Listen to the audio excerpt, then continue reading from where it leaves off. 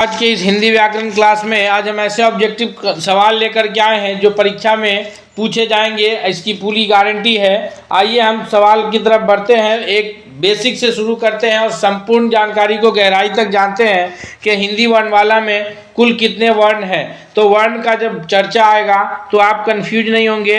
वर्ण दो तरह के होते हैं, पता ही है, स्वर और व्यंजन। दोनों की गिनती मिलाकर के कितनी है आप कमेंट करके बता सकते हैं। दोनों की गिनती मिलाकर के 52 यानी 52 है, जिसमें से 13 जो है स्वर है और व्यंजनों की संख्या कितनी है 39 39, यानी अ आ की संख्या 13 है और जो है इसकी संख्या कितनी है क ख ग घ से लेकर के ये 39 है, दोनों मिलाकर के 52 होते हैं। सवाल दूसरा है हमारे स्क्रीन पर कि कमल शब्द में कौन सा समास है। जी हाँ दोस्तों, समास कौन सा है? तो समास कहते किसे हैं ये पता होगा आपको कि समास कहते हैं कि दो या दो से अधिक शब्दों को मिलाकर के अगर हम संक्षिप्त रूप दे देते हैं तो वह समास कहलाता है। ठीक है, याद रखिएगा, एक शब्द में कई अक्षरों को अलग अलग किया जाता है, वो संधि विच्छेद अलग होता है। यहाँ पर समास है। समास क्या कह रहा है कि दो या दो से अधिक शब्द, दो या दो से अधिक शब्द के लिए अगर हम एक शब्द को इस्तेमाल कर रहे हैं संक्षिप्त रूप में तो वह समास कहलाएगा। जैसे अगर हम कहें राजपुत्र यानी राजा का पुत्र, उसके लिए हम लोग क्या कहेंगे राजपुत्र। राजपुत्र जो है यह एक समासिक पद हो गया राजपुत्र। इसको अगर हम पूरा लिखेंगे, विग्रह करेंगे तो राजा का पुत्र होगा। हम लोग लिख दिए क्या राजपुत्र। उसी तरह जो है आप लोग अक्सर देखते होइएगा कि ऐसे कई शब्द आप जो है प्रश्नानुसार यानी प्रश्न के अनुसार, तो ये सारे समासिक शब्द हैं जो दो या दो से अधिक शब्दों के लिए एक शब्द का इस्तेमाल किया जा रहा है। यहाँ पे पूछ रहा है कि कमल में कौन सा समास है, तो यहाँ पर कौन सा समास होगा कमल में? तो समास के लिए ऑप्शन सी हो जाएगा कि यहाँ क्रमधारय समास है। यानी कि अब समास को हम लोग जान लेते हैं कि कमल में जो है क्रमधारय समास कहते किसको हैं। तो उससे पहले याद रखिएगा कि समास जो है मुख्य रूप से 4 प्रकार के होते हैं, जिसमें जो है अव्ययी भाव समास है, तत्पुरुष समास है, द्वंद्व समास है, बहुब्रीहि समास है।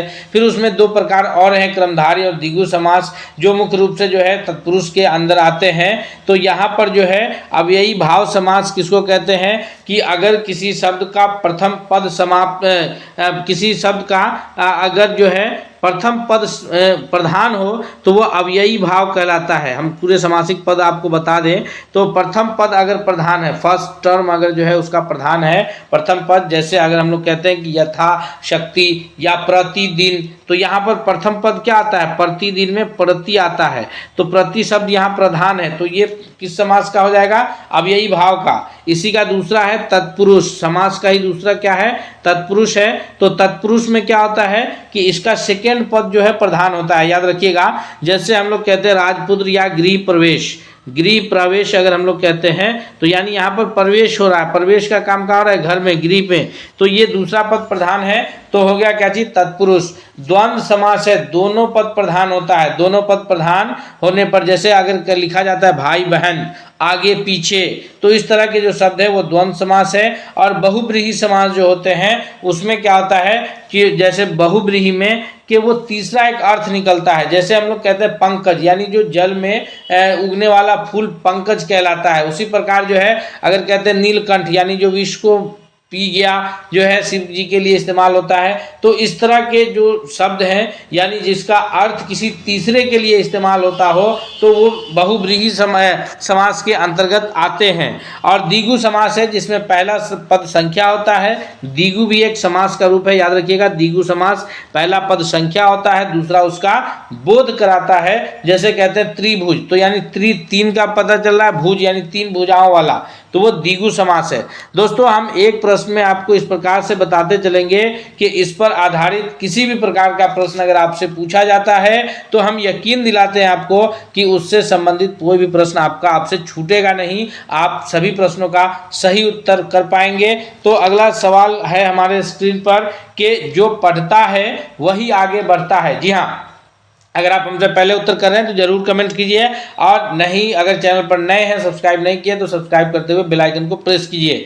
सवाल है कि जो पढ़ता है वही आगे बढ़ता है, जो पढ़ता है वही आगे बढ़ता है में कौन सा वाक्य है? जी हाँ, बताइएगा। जो पढ़ता है वही आगे बढ़ता है में कौन सा वाक्य है? तो अगर इसमें ध्यान से देखा जाए दोस्तों तो तीसरा का ऑप्शन सी या मिश्र वाक्य है, यानी जो पढ़ता है, एक पढ़ना अलग है, आगे बढ़ता है, दो वाक्यों को यहाँ मिश्रित किया गया है। नेक्स्ट सवाल है कि राम ने पत्र लिखा, इसमें कौन सा कारक है? तो यह कारक और विभक्ति चिन्ह जब आप याद करते हैं जिसमें है कि कर्ता ने, कर्म को, तो इस तरह से जब आपको ध्यान होगा, कर्ता ने, कर्म को, करण से, संप्रदान को के लिए, आपादान से, अधिकरण में, तो ये इसमें यहाँ पर ने जो है चिन्ह है जो ये बता रहा है कि इसमें जो है कारक कर्ता कारक है, यानी राम ने पत्र लिखा, राम ने पत्र लिखा, राम ने कार्य क्या किया है? लिखने का कार्य किया है। लिखा क्या चीज़ है? तो पत्र लिखा है, तो ये कर्म पत्र है।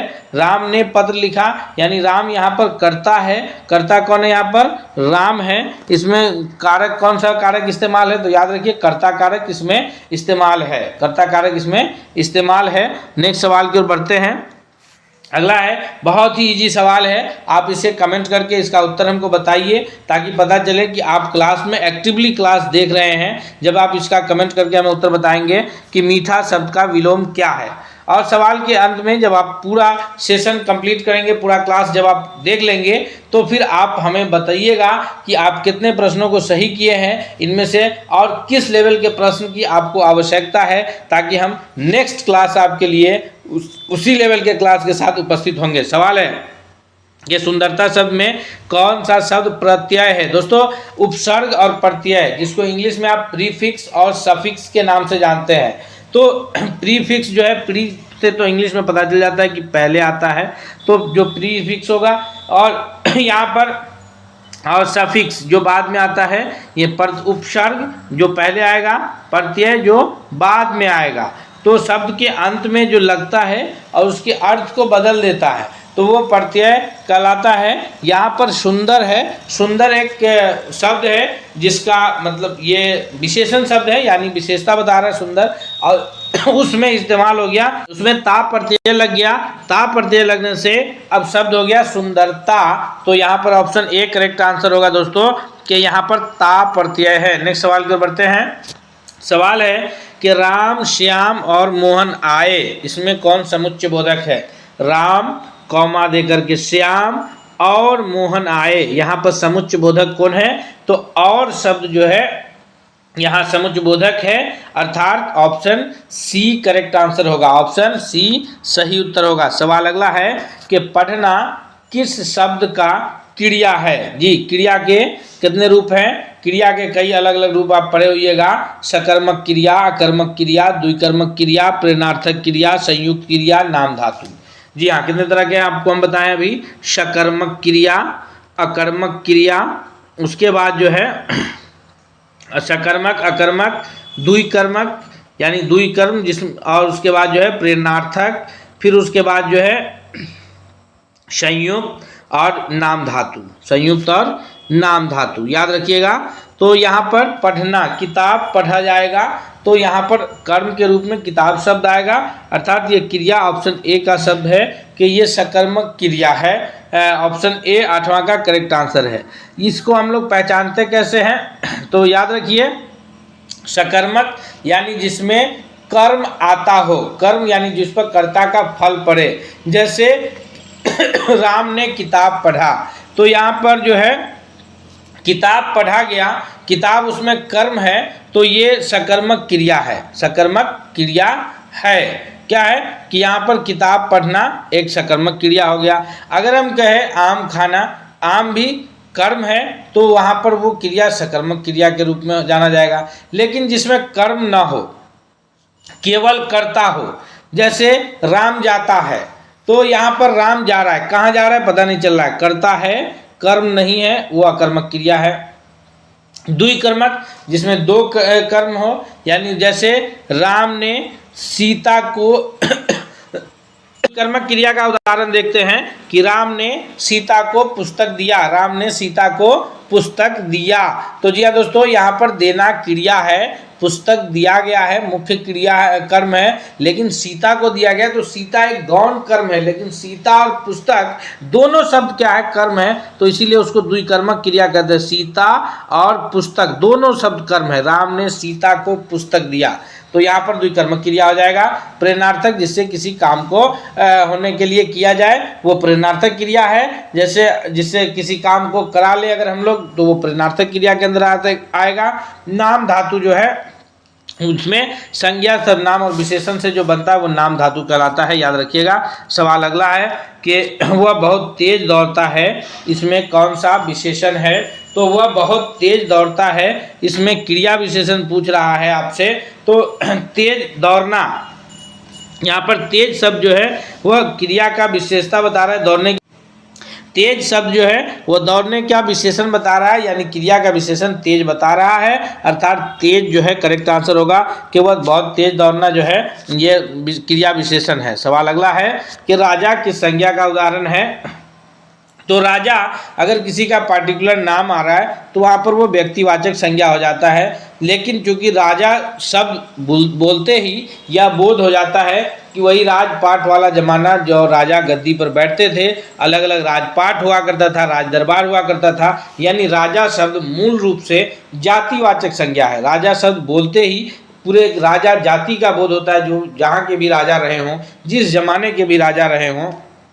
तो राजा जो है वह व्यक्तिवाचक संज्ञा नहीं है, बल्कि ऑप्शन सी करेक्ट आंसर है कि वह जातिवाचक संज्ञा है। राजा शब्द किस प्रकार की संज्ञा है, जातिवाचक। छोटा प्रश्न, माइनर प्रश्न में आप ऐसे कंफ्यूज होंगे कि आपका 1 नंबर निगेटिव हो जाएगा, इसलिए आप पूरे क्लास में बने रहें ताकि आपको बेहतर आपकी तैयारी हो सके। सवाल अगला है कि अपना शब्द किस सर्वनाम का भेद, अपना शब्द किस सर्वनाम का भेद है। यहाँ पर अपना शब्द से जो है निजता की बात हो रही है, अर्थात हम कह सकते हैं कि अपना शब्द से निजवाचक सर्वनाम जैसे का भेद है। निजवाचक सर्वनाम है, सर्वनाम के कई प्रकार हैं, यानी सर्वनाम जिसको अंग्रेजी में आप प्रोनाउन कहते हैं, जो नाउन के जगह पर इस्तेमाल होता है प्रोनाउन। यहाँ पर सर्वनाम के कई भेद है, जैसे पुरुषवाचक सर्वनाम।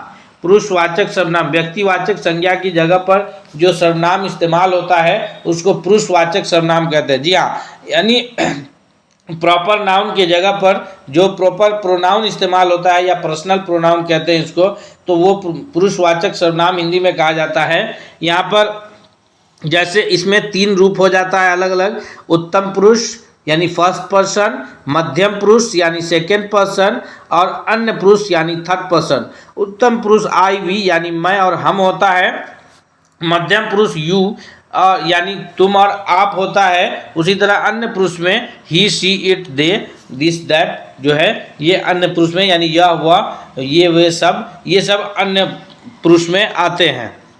आगे निजवाचक है जिससे निजता का बोध होता हो। संकेतवाचक है जिससे संकेत करते हैं, जैसे यह है और वह है, इसको इंग्लिश में डिमॉन्स्ट्रेटिव प्रोनाउन कहते हैं। दिस दैट दीज दोज, यह वह ये सब वो सब, ये 4 संकेतवाचक सर्वनाम हैं। प्रश्नवाचक जिससे प्रश्न पूछने का बोध होता हो, जैसे हम लोग प्रश्नवाचक सर्वनाम में आ जाएगा क्या, क्यों, कैसे, कौन, ये सारे जो सर्वनामी पद हैं शब्द हैं, ये सब अलग अलग ग्रुप हैं जो आपको हम उम्मीद करते हैं कि समझ में आ रहा होगा इस क्लास से। नेक्स्ट सवाल की ओर बढ़ते हैं। सवाल अगला है कि ज्ञान शब्द का पर्यायवाची शब्द कौन सा होगा, यानी ज्ञान। आप ऑप्शन देखिए, ज्ञान का विलोम क्या हो जाएगा, अज्ञान हो जाएगा। विद्या है, मूर्खता है, भ्रम है, तो ज्ञान से मूर्खता दूर होती है, ज्ञान से भ्रम दूर होता है, ज्ञान से भ्रम दूर होता है। ऑप्शन बी करेक्ट आंसर होगा कि विद्या जो है वो ज्ञान का सही पर्यायवाची शब्द है। सवाल अगला है कि जो मेहनत करता है वही सफल होता है, जो मेहनत करता है वही सफल होता है, इसमें संबंध बोधक कौन सा है। जी हाँ, जो मेहनत करता है वही सफल होता है, यहाँ पर संबंध वही शब्द बता रहा है, मेहनत का सफलता से संबंध, तो ऑप्शन बी करेक्ट आंसर है। नेक्स्ट सवाल है कि राम से किताब ली, इसमें कौन सा कारक है। जी, राम से किताब ली, यहाँ पर राम से किताब ली, लेने वाला कोई और है यानी कर्ता कोई और है। किताब किससे लिया गया? राम से लिया गया, यानी कर यहाँ पर क्या होगा कि राम से किताब को अलग या किताब को राम से अलग किया जा रहा है। तो अलग करने के कंडीशन में जो सर्वनाम इस्तेमाल होता है वो आपादान होता है। तो ऑप्शन ए करेक्ट आंसर होगा कि राम से किताब लिया गया, यानी राम से किताब को अलग किया गया या किताब से राम को, तो ये अपादान कारक में जाएगा। ऑप्शन है जैसे पेड़ से पत्ता का गिरना, पेड़ से पत्ता गिरा, तो ये भी क्या है, पत्ता पेड़ से गिरा, ये सब क्या अपादान कारक यानी एक दूसरे से अलग हो रहे हैं। तो राम से किताब लेना भी अपादान कारक होगा। सवाल अगला है कि विद्यालय शब्द में कौन सा समास है? विद्यालय शब्द में विद्या जोरालय, विद्यालय यानी ऐसी जगह जहाँ पर बैठ करके शिक्षा का काम होता हो, या ऐसा घर ऐसा मकान कहिए, दोनों पद यहाँ पर प्रधान है। एक तीसरा अर्थ निकल रहा है विद्यालय, ऑप्शन सी करेक्ट आंसर होगा कि ये बहुव्रीहि समास है कि जिससे विद्यालय शब्द कहने से ही ये पता चलता है कि एक ऐसा घर या एक ऐसा जगह, एक ऐसी बिल्डिंग जिसमें हम बैठ करके शिक्षा हासिल करते हैं, पाठशाला विद्यालय। अगले सवाल की ओर बढ़ते हैं। सवाल अगला है कि वह खा रहा है कौन सा काल है? तो रहा है जहाँ ही आएगा, है में कौन सा काल आ जाएगा? सॉरी, है में जो है ये आ जाएगा वर्तमान, था में भूतकाल यानी पास्ट टेंस, और गा गे गी में भविष्य काल। ऑप्शन ए ऑप्शन जो है सी करेक्ट आंसर होगा कि 16 का सी करेक्ट आंसर है। सवाल अगला है कि बुद्धिमान शब्द में कौन सा उपसर्ग है, यानी बुद्धिमान शब्द के आगे कौन सा शब्द लगा है जिससे उसका अर्थ में परिवर्तन आया है, यानी कौन सा प्रीफिक्स बुद्धिमान शब्द में लगा हुआ है। तो दोस्तों बुद्धिमान शब्द वाइज, अंग्रेजी में इसको बोलते हैं वाइज। यहाँ पर बुद्धिमान शब्द को अगर आप ध्यान से पढ़िए तो बुद्धिमान शब्द में ऐसा आपको कोई शब्द नहीं मिल रहा है जो लगा हो और उसका अर्थ बदल रहा हो। जैसे बुद्धि, तो बुद्धि को अगर हम लोग अलग करते हैं तो मान शब्द का कोई अर्थ नहीं, क्योंकि हमको यहाँ प्रीफिक्स को देखना है, बाद में आने वाले शब्दों को नहीं देखना है। तो यहाँ पर बुद्धि पूरा एक शब्द है, कोई एक दो अक्षर नहीं है। मान तो बाद में लगा है, बुद्ध, तो यहाँ पर कोई नहीं हो जाएगा। ऑप्शन डी करेक्ट आंसर होगा, क्योंकि प्रश्न पूछा जा रहा है उपसर्ग। अगर प्रश्न में रहता कि प्रत्यय बताइए तब आप कह सकते थे कि मान प्रत्यय लगा है बुद्धि शब्द में, लेकिन चूंकि पूछा उपसर्ग जा रहा है तो यहाँ पर ऑप्शन डी करेक्ट आंसर हो जाएगा। तो आपको प्रश्न की प्रकृति भी ध्यान देनी है कि प्रश्न में पूछा क्या जा रहा है। सवाल अगला है कि जल शब्द किस संज्ञा का उदाहरण है? जल शब्द जो है तो आपको जल शब्द, जल जो हम लोग पानी पीते हैं, जल ही जीवन है हमारा, तो जल शब्द में जो संज्ञा का प्रयोग किया गया है, जल शब्द जो है वह एक द्रव्यवाचक संज्ञा है, यानी जल को हम लोग नाप तौल सकते हैं, गिन नहीं सकते हैं, अर्थात ऑप्शन बी करेक्ट आंसर है। नेक्स्ट सवाल है कि राम और श्याम भाई हैं। जी हाँ सॉरी, राम और श्याम भाई हैं में कौन सा समास है? राम और श्याम भाई है में कौन सा समास है? तो राम भी पद प्रधान है, श्याम भी प्रधान है। राम और श्याम जब भी इस तरह का शब्द आता है तो जहाँ पर दोनों पद प्रधान होते हैं तो वो द्वंद्व समास होता है। ऑप्शन ए करेक्ट आंसर है 19वां नंबर प्रश्न का। नेक्स्ट सवाल है हमारे स्क्रीन पर कि क्यों किस शब्द किस अवयव का भेद है? जी हाँ, क्यों शब्द किस अवयव का भेद है? क्यों शब्द से क्या पता चल रहा है? क्यों शब्द से हम प्रश्न पूछने की पता चल रहा है कि वह यहाँ क्यों आया, क्यों गए। तो यहाँ पर क्यों शब्द जो है वो प्रश्न पूछने के लिए है, अर्थात प्रश्नवाचक अवयव है। ऑप्शन सी सही उत्तर होगा। सवाल अगला है हमारे स्क्रीन पर कि राम ने सीता को फूल दिया। यहाँ पर राम ने सीता को फूल दिया, प्रश्न में है कि को कौन सा कारक का है? को विभक्ति चिन्ह जो है यह किस कारक का है? तो राम ने यानी कर्ता ने होता है, कर्म को, तो यहाँ पर कौन सा कारक है? तो यहाँ पर कर्म कारक है। यह ऑप्शन जो है ये 21वां का बी, सॉरी, राम ने सीता को फूल दिया, तो यहाँ पर कर्ता ने कर्म को, सीता को, ऑप्शन ए करेक्ट आंसर हो जाएगा कि कर्म कारक है को। अगले प्रश्न की ओर बढ़ते हैं कि नीलकंठ में कौन सा समास है? तो 22वां नंबर प्रश्न है कि नीलकंठ नीलकंठ का अर्थ जो है वो अलग होता है, यानी जो विष को पी जाए, शिव जी के लिए नीलकंठ इस्तेमाल होता है। तो ऑप्शन यहाँ पर बदल जाएगा, बहुव्रीहि होगा। ऑप्शन डी करेक्ट आंसर है 22वां नंबर प्रश्न के लिए। जी हाँ दोस्तों, नेक्स्ट क्वेश्चन की ओर बढ़ते हैं। हम उससे पहले आपसे फिर एक बार रिक्वेस्ट करते हैं कि अगर आप हमारे चैनल पर नए हैं, अब तक चैनल को सब्सक्राइब नहीं किया है, तो प्लीज़ चैनल को सब्सक्राइब करते हुए बेल आइकन को प्रेस कीजिए ताकि हर क्लास, हर अपडेट आप तक सबसे पहले पहुंचे। सवाल है कि राम से पुस्तक ली गई। राम से सीता ने पुस्तक ली, यानी राम से पुस्तक को अलग किया गया। कौन की? सीता ने की। राम से सीता ने पुस्तक ली। अगर से पूछा जाएगा, यहाँ पर कर्ता पूछा जा रहा है, तो कर्ता कौन है? ने, क्योंकि हमेशा जो है कर्ता के बाद जो विभक्ति चिन्ह आता है वो ने आता है, याद रखिएगा। कर्ता के बाद ये पहचानने का नियम है कि कर्ता के बाद ने आएगा। तो राम से सीता ने पुस्तक ली है। यहाँ पर आपके प्रश्न को घुमा दिया गया है, सीता ने राम से पुस्तक ली, ये आसानी से हो जाता क्योंकि कर्ता पहले आ जाता। यहाँ पर जो है कर्म पहले है, राम से किताब लिया गया है, और तो ने विभक्ति चिन्ह के से पहले जो शब्द आएगा वो कर्ता होगा। तो ने से पहले सीता है, अर्थात सीता यहाँ पर कर्ता है, न कि राम कर्ता है, कंफ्यूज नहीं होना है। यहाँ पर राम से अलग किया गया है, यानी राम से पहले ये इसमें अपादान कारक है और इसमें कर्ता कारक है, याद रखिएगा। सवाल अगला है कि कौन सा शब्द भाववाचक संज्ञा नहीं है? तो बचपन, सुंदरता, वीरता, ये सारे ऐसे शब्द हैं जिसको हम लोग फिजिकली नहीं महसूस कर सकते, नहीं देख सकते, नहीं छू सकते हैं, केवल हम लोग अनुभव कर सकते हैं।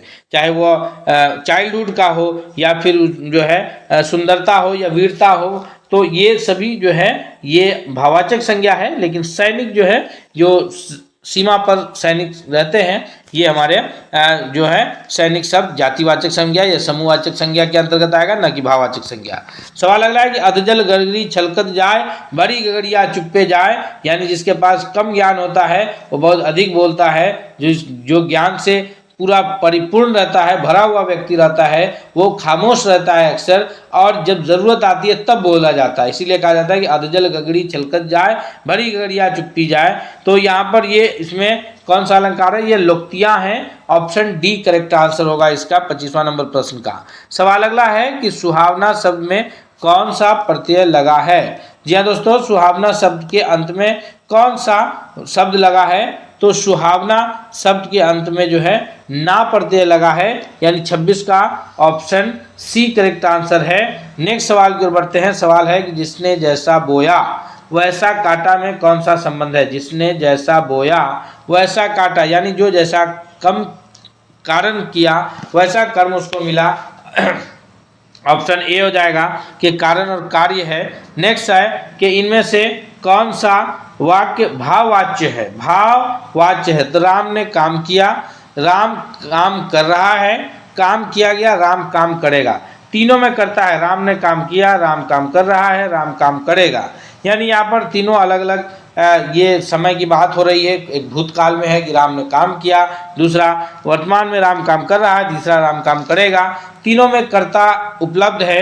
भाववाच्य पूछा जा रहा है जिसमें जो है काम किया गया, जो केवल भाव को बता रहा है। यहाँ पर कर्ता की उपलब्धता नहीं है, न ही काल का कुछ पता चला, काम किया गया। तो ऑप्शन सी करेक्ट आंसर होगा 28वां का। नेक्स्ट है कि परोपकार शब्द में उपसर्ग मूल शब्द का सही विभाजन क्या है? परोपकार शब्द में उपसर्ग मूल शब्द का सही विभाजन क्या है? यानी परोपकार शब्द में कौन सा मूल शब्द लगा है जिसका 2 मिनट